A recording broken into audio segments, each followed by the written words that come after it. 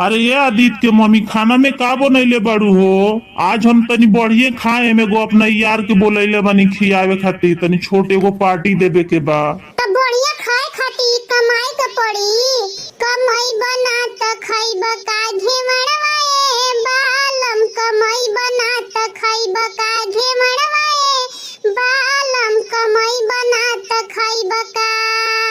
सासू बोलेली बिरही बोले आए बालम, सासू बोलेली बिरही बोले आए बालम, कमाई बना त खाइब का घेवड़वाए बालम, कमाई बना त खाइब का।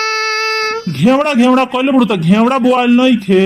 अरे रउआ के के समझाओ जी, उ घेवड़वा राउर लगावल ह, उ ससुरे के लगावल, ओहू में बंटवारा हो जाई। ओहो घेवड़वा हमारा ससुर के लगावल, ओहू में होई बंटवारवाए बालम, ओहू में होई बंटवारवाए बालम, कमाई बना त खाइब का घेवड़वाए बालम, कमाई बना त खाइब का घेवड़वाए बालम, कमाई बना त खाइब का।